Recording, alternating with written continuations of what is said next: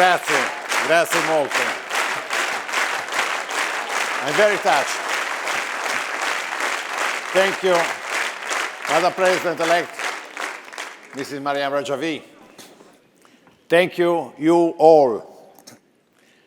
Dear, dear friends, close to our hearts, of Member of Parliament, Honorable Ascari, Honorable Pozzolo, but close to the hearts of all the other members, all the members of this important committee, Parliamentary Committee for a Free Iran, and free and democratic Iran, and free and just Iran, a new Iran that must be reborn from the ashes of infamous ignominy that the actual regime of the Ayatollahs is bringing to your country. And this, the engagement of a number of members of Italian Parliament, as in other European parliaments and in other parliaments of the world. For instance, the American Congress, where such an important resolution was passed a couple of weeks ago, supporting in very clear terms, at a large majority, your positions, the program proposed and defended, brought forward by President-elect Maryam Rajavi and all of you.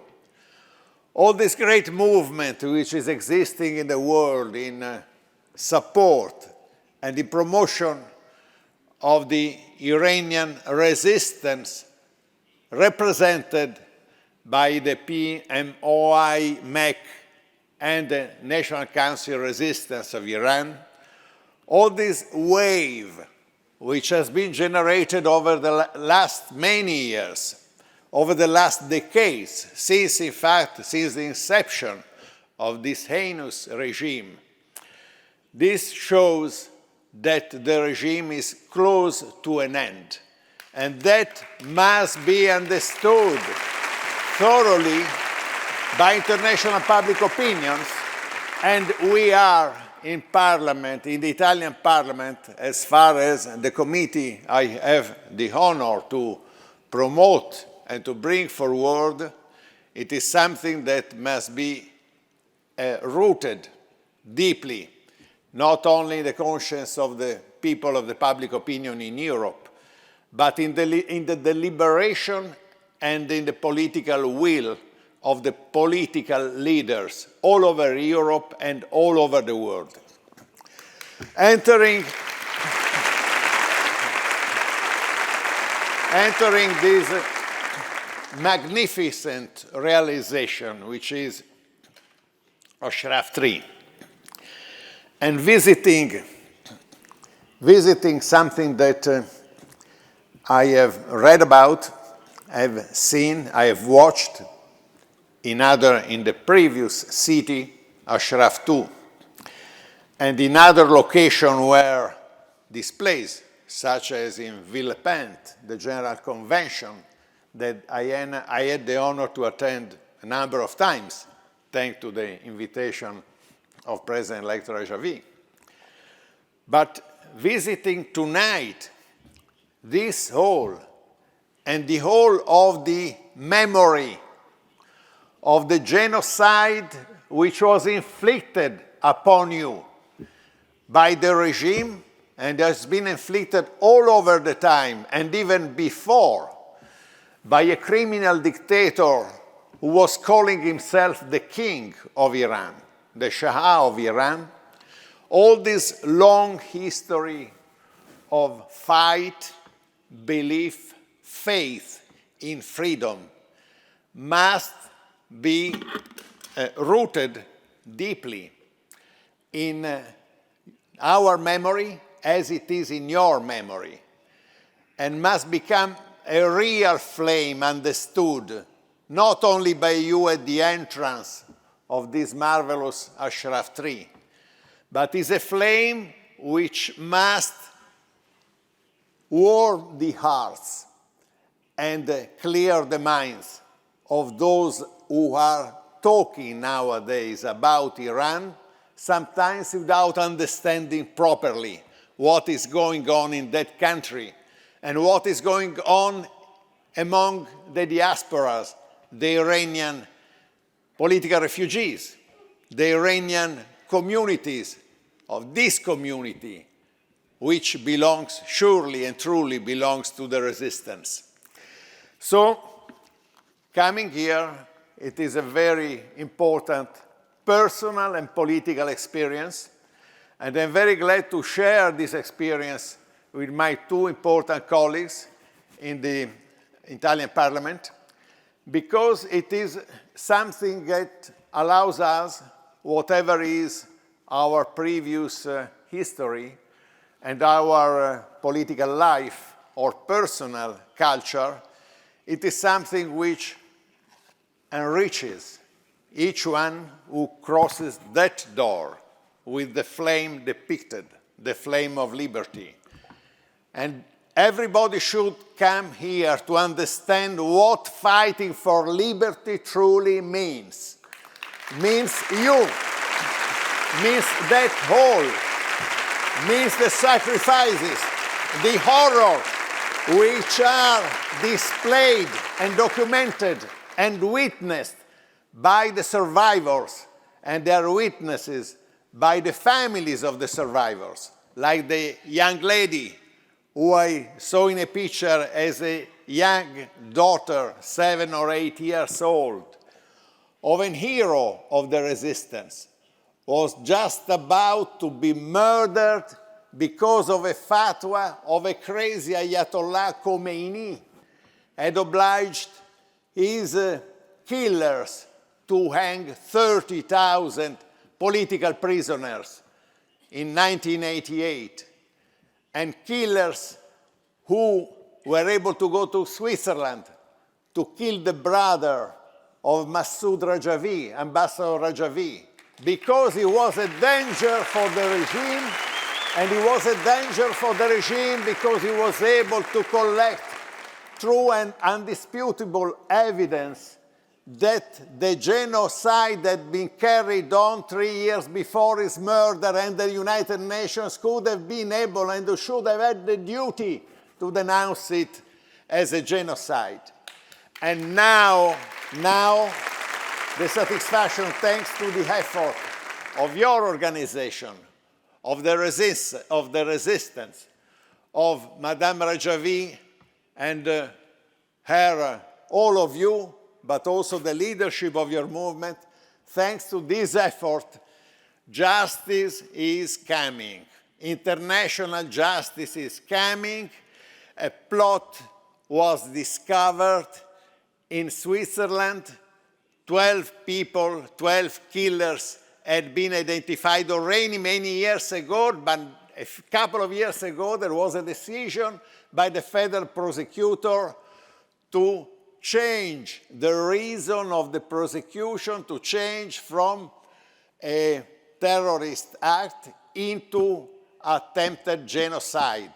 And that is a crime which may not be punished by the federal Swiss justice today or tomorrow, but it is the assurance that the justice will come to punish those people and those who have dispatched them to Geneva in 91 to kill Ambassador Rajavi.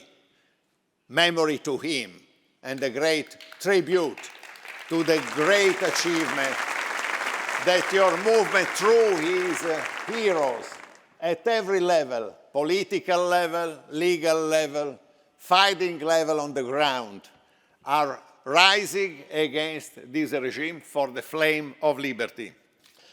So I'm here with my colleagues, bringing to you all not only our greetings, and the greetings also of the other Member of Parliament who will join us in a future event, in a future occasion.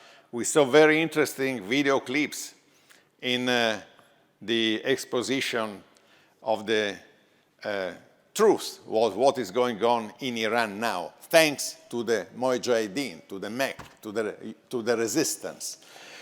We have seen what is the extent of the uprising, the enormous courage of those who are attacking or demonstrating or showing on which side of history they are staying in Iran and in the world, in defending their cause and in defending your cause. And we know, again, watching in that all, I am referring maybe too many times, but I was sincerely not only impressed, but shocked as if I had seen in the true life, as a true experience, the displays of the torture chambers, of the hanging hall, and of the death commission, which are displayed there. And we know what we are talking about. Thousands and thousands of political prisoners is not a figure, is a humanity. Is humanity which is persecuted and tortured and threatened and obliged to denounce, maybe, and they don't denounce their companions, their brothers. They resist, and they resist until the end, as you have seen and it has been witnessed. So the uprising has started long ago and has constantly increased, as President Rajavi was saying. And it is increasing, and it will increase and increase and increase until the mullahs will be finished. The current protests are rooted in more than 4 decades of organized resistance against the Iranian dictatorship. A resistance which for years has been led by women, by men, by young people, who have endured torture, sexual, gender-based violence, and death. It is our duty to never forget. In your country, about the genocide, which was destroying so many lives, destroying a population, destroying a generation of people who were just willing to be free. So I ask myself that we have a responsibility, especially when it happens that we occupy, that we hold position in public administration, political environment, or even simply as citizens of a free world. We have a responsibility of being better informed, of being a promoter of knowledge of what is going on. And this is so important because today we see, and Madame Rajavi was saying it very openly, very clearly, we see that the knowledge is obfuscated by a strategy of lies, disinformation, censorship, neglect, or simply, perhaps is the worst word in the series of words that I've just pronounced, of young people, of a very industrious population, on an extremely vital youth. When we think that all that exists, there are people who say, well, forget the Mujahideen, forget the resistance, forget the genocide, forget the freedom, just make money. Talking to the mullahs and striking business, making deals and business with them. So let's go on, who cares? This is criminal. And if we want to approach that dark side of the moon, we have to engage. And that's why we are here. And I fully understand and support, and we have discussed together also in other instances, also Madame Rajavi, with your advisors and your people in your, let me say so, in your government. We have discussed many times these issues of what the international community should do, what Europe should do. And the first one is not to make any discount to the Iranian regime and to the Iranian mullahs.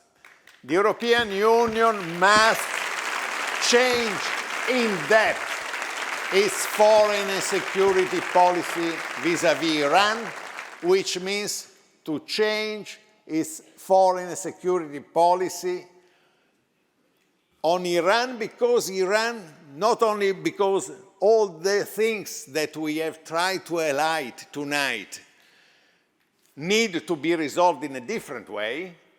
Indifference is a crime, I repeat, but because the Iranian threat is not only any threat, and that is big enough as a threat, is a tragedy big enough to be countered in a different way, not only a threat to its own people, to its own population, is a genocidal threat against everyone's life in Iran and outside Iran, but Iran is a global threat, is a terrible global threat which now is engaged in a war against the resistance, but it is a war against Europe.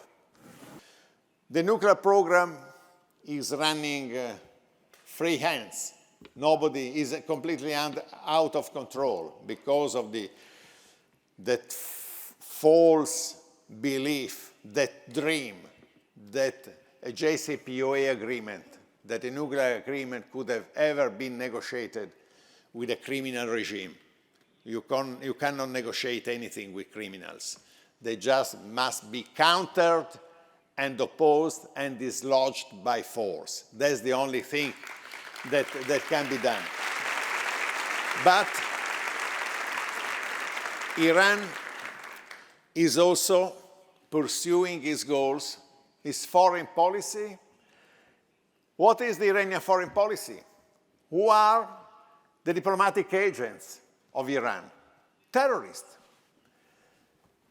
Can I speak about, just a second, about the case of Assadi, a diplomat, secretary of the diplomatic secretary is already an important rank, is a full-fledged diplomat in the diplomatic career, of the Iranian embassy in Vienna, and he tried to bring a huge bomb in Villepinte 5 years ago, trying to create probably the biggest terrorist attack comparable only to the Twin Towers in New York and all. But still, the European governments, especially one European government, had the nerve to engage in a negotiation with the Iranian regime for exchanging this guy, this criminal, this terrorist, with some European with double nationality, which had been arrested and kept in Tehran exactly to foresee a possible exchange. And that shows that another suggestion, another proposal on which Madame Rajavi is insisting, and the organization is very much as in his agenda, the fact that the terrorist diplomatic network in Europe must be dismantled without compromise. No compromise is possible there. They must go home, be arrested if they are caught, and the embassies must be closed as soon as possible, now. For instance, what is the Iranian embassy in Vienna still doing? Opening in normal affairs and being there pretending that the ambassador is a normal ambassador or that his staff is still there. They must go. And all the accreditation must be withdrawn. And my last point is the question of understanding, knowledge, not being fooled by a fake resistance. Madame Rajavi has mentioned exactly the names. I have already mentioned that at the beginning. It is something that must be clarified to public opinion the more often and the more fast, the better it is. And we cannot be fooled by prompt conversion to the idea of freedom by a party which was a party of a dictatorship 50 years ago, which used the same procedures, the same tortures, the same chambers, the same hanging that the actual regime does, and that was involved in the same kind of repression of whatever opposition existed. The people who believe that the monarchy of the Shah is still something that is viable and that could be accepted and decently presented as an option to the Iranian people and to the international community. That is something that must disappear from the political discourse and must disappear the sooner the better. Thank you very much. Freedom for your country, and thanks for the support to the Parliamentary Committee for a Freedom in Iran. Thank you.